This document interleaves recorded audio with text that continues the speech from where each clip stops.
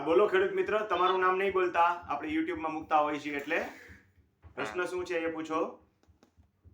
આપણે 2005માં સાંકળીની જમીન મળેલી સરકાર તરફથી, પણ જે તે સમયે આ લોકોએ આમ તો જો કે કર્મચારીની મિસ્ટેકના હિસાબે જે કામ કરવાની ન વૃત્તિના કારણે આ બધા 10 થી 12 ખેડૂત છે અમારા ગામમાં. તે જમીન મળી ગઈ, 7-12 નીકળી ગયા, પણ જે તે વખતે કબજો નો સોંપ્યો. કબજો સોંપ્યો નથી? હા, ચતુર્દિશા ન કરી, સમજે? જે તે વખતે સાંભળો મારી વાત, એમ ન હોય. સ્થળ ઉપર કબજો તમારી પાસે હોય, તમે ખેતી કરતા હો, એના સ્કેચ અને રોજકામ નહીં આપ્યા હોય. એટલે એ જે તે ટાઈમે જે તમે કહો છો કબજો ન સોંપ્યો, એ છે ને અર્થઘટન ખોટું થાય. તમે જમીન વાવો છો, સાથળીમાં મળી ગઈ તમને જમીન, તમે જમીન વાવો છો, તમારી પાસે સ્કેચ અને રોજકામ નથી, માત્ર ઓર્ડર હુકમ છે, બરોબર છે? એમ જ છે ને? આવો પ્રશ્ન તમારો એકનો નથી, સૌરાષ્ટ્રના અનેક જિલ્લાઓનો છે. તમે કયા જિલ્લામાંથી છો ખાલી એટલું કયો. અમે ધાંગધ્રા તાલુકો, સુરેન્દ્રનગર જિલ્લો. Okay okay. જુઓ, આવો પ્રશ્ન સૌરાષ્ટ્રમાં લગભગ લોટ ઓફ જગ્યાએ છે. સ્કેચ અને રોજકામ થયા તો છે, સમજ્યા? એટલે અમારે તો ખેડૂતને મળેલા નથી.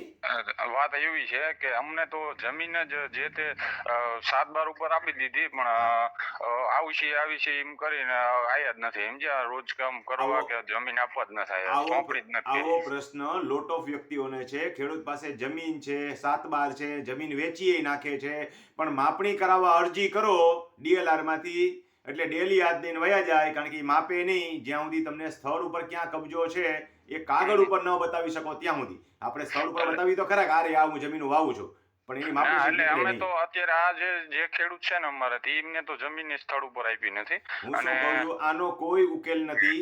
સરકારમાં રજૂઆત કરો, એનો કઈ ઉકેલ આવે તો. કાયદાકીય કોઈ આનો ઉકેલ નથી. કાયદાકીય કોઈ મિસ્ટેક જ નથી આમાં, એટલે કાયદાનો કોઈ ઉકેલ આપવાનો પ્રશ્ન નથી.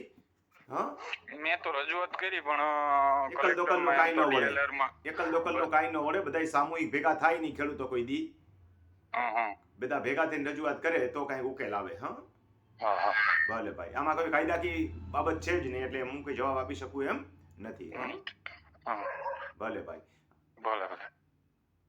ખેડૂત મિત્રો, સાથળીની જમીન બાબતે અનેક વખત હું કહી ચૂક્યો છું કે નવી જમીનમાંથી જૂની જમીનના નવી શરતમાંથી જૂની શરતમાં જમીન ટ્રાન્સફર થઈ હોય, આવી જમીનમાં હાથ નાખતા પહેલા હાથવાર વિચાર કરજો, નહીંતર રાતા પાણીએ રોશો. કારણ કે આવી જમીનની અંદર માપણી શીટ હોતી નથી. સરકાર કાઢી દે તો વાત જુદી છે. કહેવત છે ને, સમય બલવાન. સમય છે નહીં બળવાન છે.